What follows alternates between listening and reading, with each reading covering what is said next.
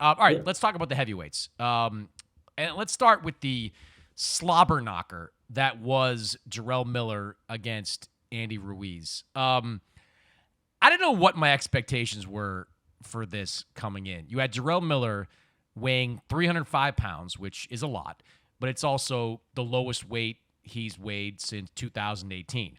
You had Andy Ruiz weighing 274 pounds, which is a lot, and is the second highest weight of his professional career if you exclude the first couple he had as a pro. Both these guys were big. Both these guys were very flabby in the ring. This was a tale of two halves of a fight. Andy Ruiz, the first 4 rounds, it looked like he was going to slap Jarrell Miller around. Jarrell Miller, maybe there was a method to the madness. Like, he just kept putting pressure on Andy Ruiz and wearing him down, and eventually started to let his hands go a little bit. I thought Jarrell Miller won, I think, 7 of the last 8 rounds. I gave Andy Ruiz the first 4, and I had Jarrell Miller winning 7 of the last 8 to win it 7-5. 2 judges called it a draw, so no winner in this one. You also had the issue of Andy Ruiz's wrist, which was disgusting. Like, whatever he did to his hand/wrist, like, that was real. Credit to Andy Ruiz for fighting on with that type of injury, because it looked like the entire wrist was out of place. Like, I couldn't figure out what the injury was, because it looked like the bone from the wrist was just jutting out. But he made it to the final bell. No official winner in this fight, Keith, and I think figuratively there was really no winner in that fight either. Like, that was not high level heavyweight boxing we watched in that third fight. Well, slobber knocker is an interesting word as it relates to two fat guys is the only way you could say it, and I'm a fat guy too, so it's not offensive, I suppose. But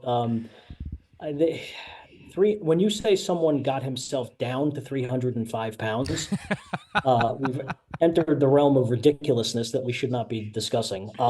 If 305 is the best you can do, fine, but you're going to have to do better. But he did look much better at 305 than he did when he fought Dubois. I mean, he looked terrible in that fight. So, and he took it on. I get it. He took it on short notice and everything. But the weight has been an issue for Jarrell for a very long time, and now I'm assuming that he's being tested every second of every day. For God's sake, I mean, how could he not be? I mean, you'd have to keep your eye on this guy at all times. So maybe without whatever he was using before, it could be harder for him to train and everything. I don't know, but he looked fine last night. I mean, he didn't look like he was gassed or anything. He was in much better shape than he was for the previous fight. But I mean, Andy Ruiz, they both looked kind of gassed, right?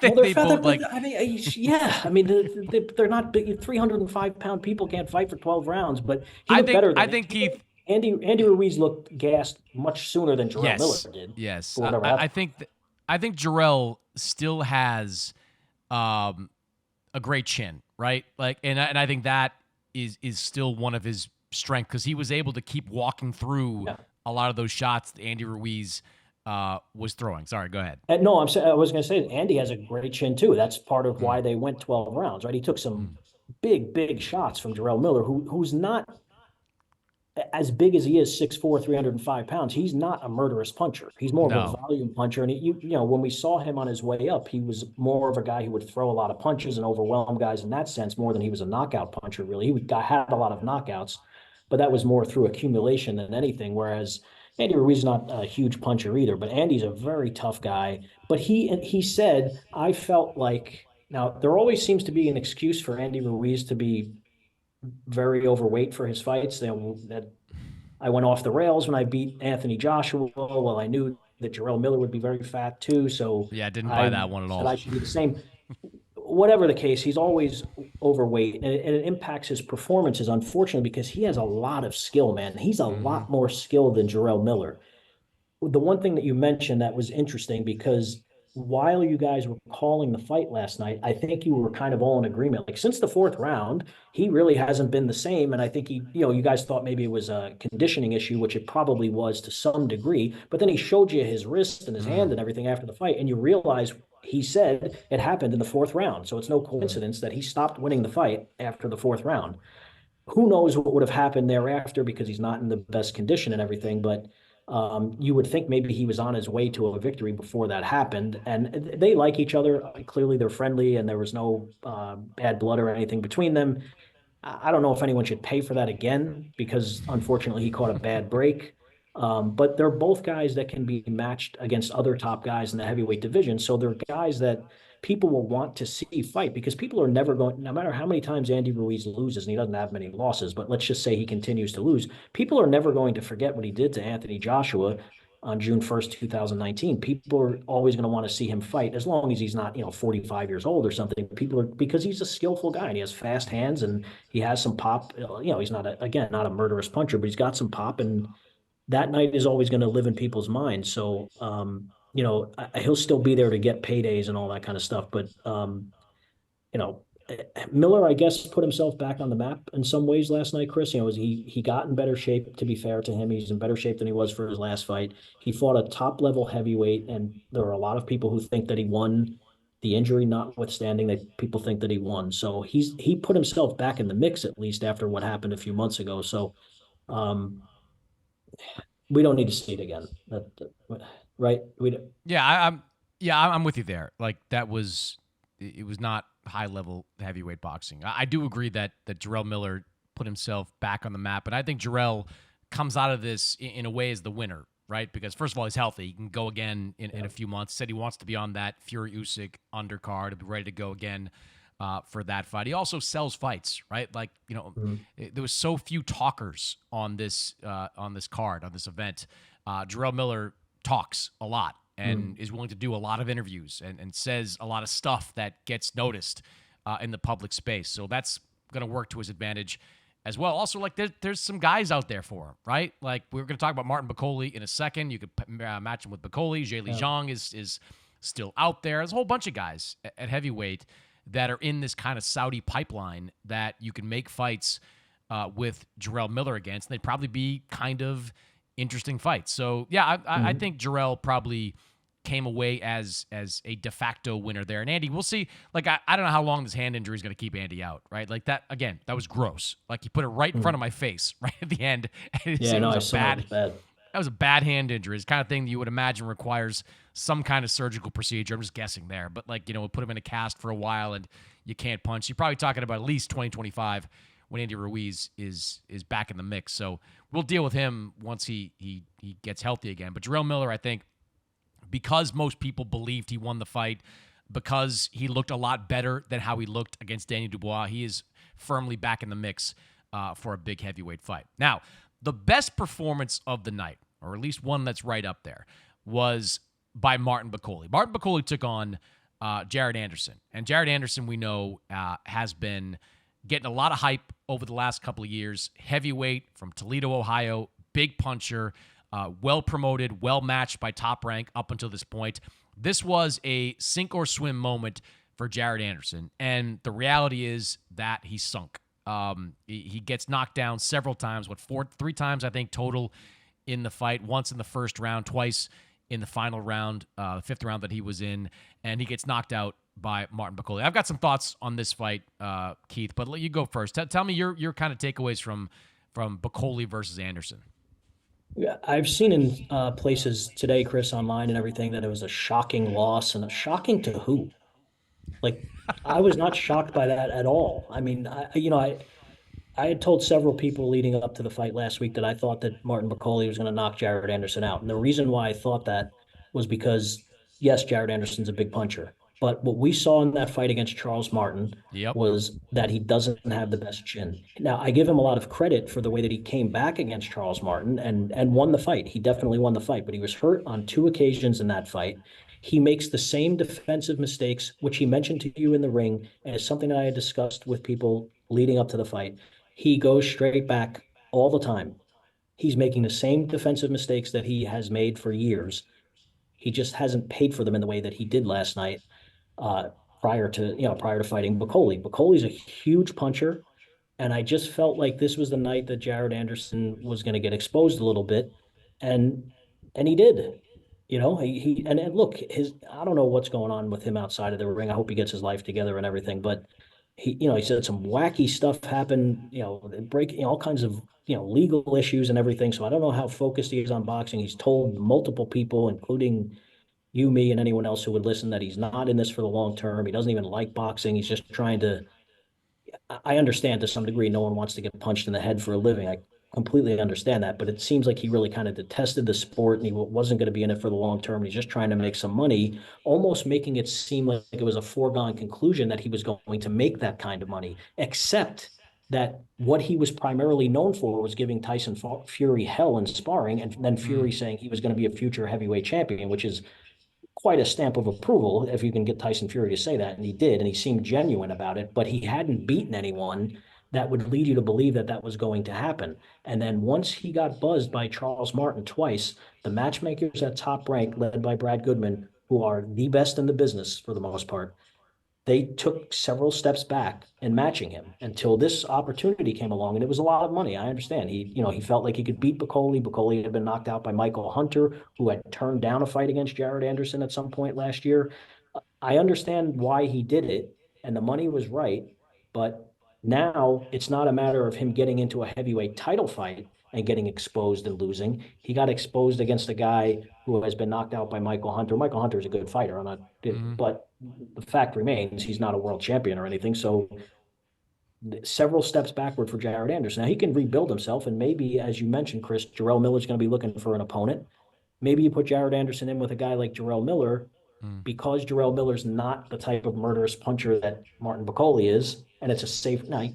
He is a big guy and everything, and he knows how to fight, but that might be the type of fight that you could bring Jared Anderson back. Maybe they're going to give him a soft touch just to get his confidence back. But I'm saying the next real fight that he has, maybe someone like that. But he has to correct the defensive mistakes that he has made and that he continued to make last night, because he does not have the type of chin that is going to be able to withstand those defensive mistakes with any regularity when you're in there with a guy who can punch like Martin Bakole, and a lot of these heavyweights can punch.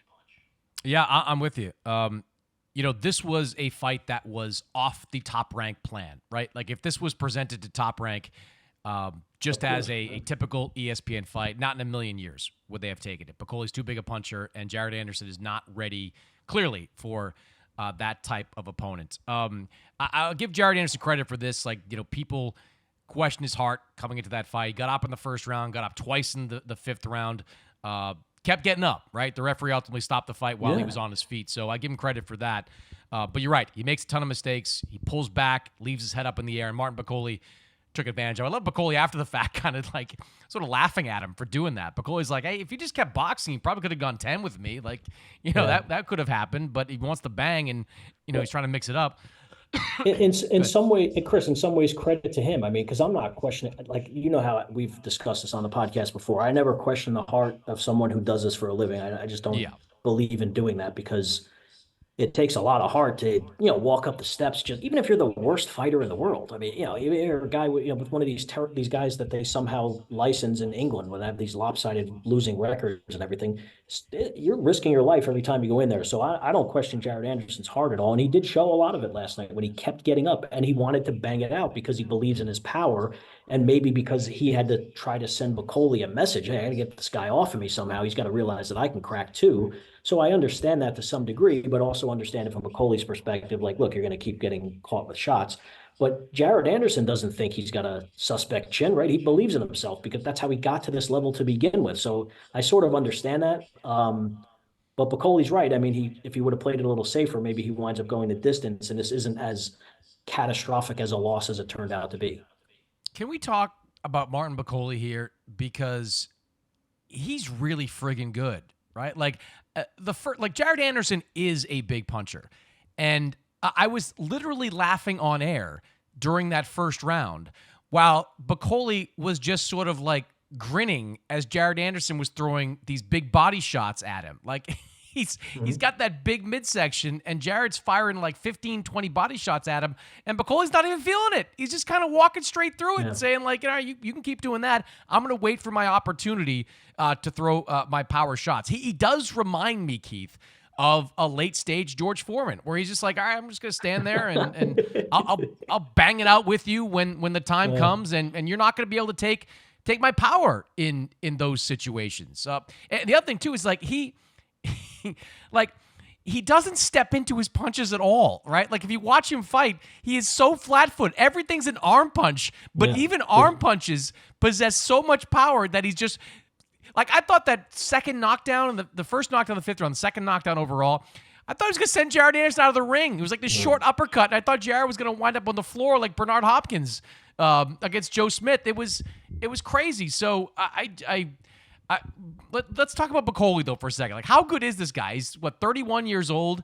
Does have that one loss, but he's now won 10 fights in a row since then. He's a character too. Like, speaks broken English, but he's a Congolese fighter fighting out of Scotland who travels the world, like goes to France to fight Tony Yoka. I encourage people to watch that Tony Yoka fight where Martin Bakole might have won every minute of that fight, but he still barely got the decision in France. Like, the French judges had no choice but to not screw him in that particular fight. So this guy's had quite the journey to get to this point. Now he's here, and I think the market's going to be pretty big for him, Keith.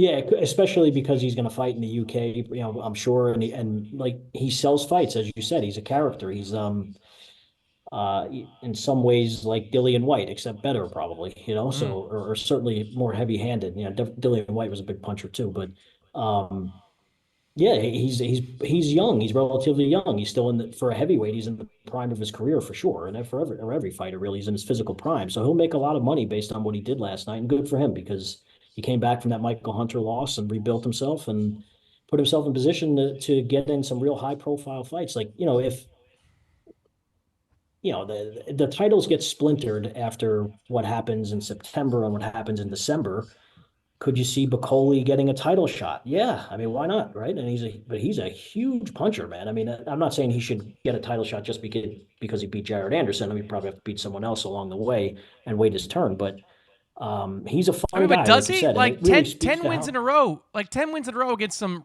decent competition, like guys who've gotten title shots for less. But Tony Yoka's really never turned into anything, so I don't want to get too. Yes, he's a gold medalist, but he never was. Yeah. As a professional, he has a name because of what happened in the Olympics. But as you mentioned, anyway, I think that was an eliminator, right? Like, wasn't that like, not that it matters, but like I thought that was like a title eliminator between Bakole and I honestly don't remember if it. See, Keith, you should have been there. Last night? I'm not sure. Every 100% sure. Every sanctioning body was there this weekend. It was like sanctioning body palooza. Oh, what a shock! All the belts. They had their hands out. The sanctioning bodies had their hands out at the fights. You don't say. It was a sight to see. But like Bakole though, like if he's not going to get a title shot, how about Bakole and Zhilei Zhang? Like, how about that fight? Like, that bombs away with two big time heavyweights. Wow, that would be fun for one. But that doesn't make much sense for Jarrell because of the position he's put himself in after knocking out Deontay Wilder. That's a step backward for him. He's 41 years old, as you well know, Chris. You've written his story, and he's trying to make some real money here because how much longer could he continue to fight at this level?